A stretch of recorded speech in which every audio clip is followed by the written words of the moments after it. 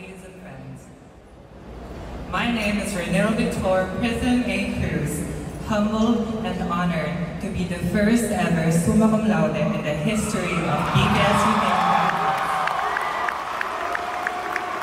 Yan ang loud and proud valedictory speech ng trans-binary at ABN Communication Arts graduate major in New Media na si Renil Victor Cruz o Prism kung tawagin ng mga kaibigan. Ang kauna-unahang summa cum laude ng Bataan Peninsula State University main campus. Sinalubong siya ng palakpakan, fit for her queerness, na naging lakas para harapin ang hamon ng buhay bilang miyembro ng LGBTQIA+ community. So yes, my superpower is my queerness, and I had it all along. My queerness taught me to live in a world that wasn't built for me and still find joy. It gave me the courage to take up space, even when the world told me to tone it down. It taught me empathy. When you've been judged for simply existing, you learn to never judge others and be kind. Nitong college lang daw talaga naging totoo sa sarili si Prism at sa first year college pa lang, binigyan na ng pagsubok. When they were taking my picture for my school ID, a guy told me na bakit daw long hair ako, dapat daw short hair, dapat daw hindi ako nagsusuot ng earrings, etc.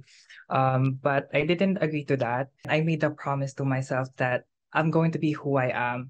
And tinry ko siyang ipaglaban. That's actually the first baby steps that I made during college to get out of my comfort zone.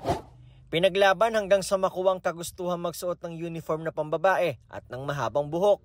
Ipinagpapasalamat niya raw ito sa kanyang eskwelahan. Naging butterfly effect siya na nagiging mas confident ako sa klase. I get to really answer our recitations very well. Mas ginaganahan akong pumasok. Mas na-excite ako for my classes. And it helped me shine.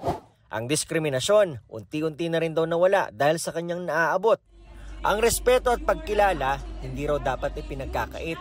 Ano man ang estado sa buhay, ano man ang kasarian. My queerness is not a weakness. It's not a flaw. It is my strength. It is my power. And I stand here today as a living proof that with the queerness, with the gayness inside of me, I shine so bright because I am who I am and no one can take it away from me. Andito ako dahil bakla ako. Para sa GMA Integrated News, ako si Nico Wahe, ang inyong saksi. Sa success nitong studies mo for being the summa cum laude. Mga kapuso, maging una sa saksi. Mag-subscribe sa GMA Integrated News sa YouTube para sa iba't ibang balita.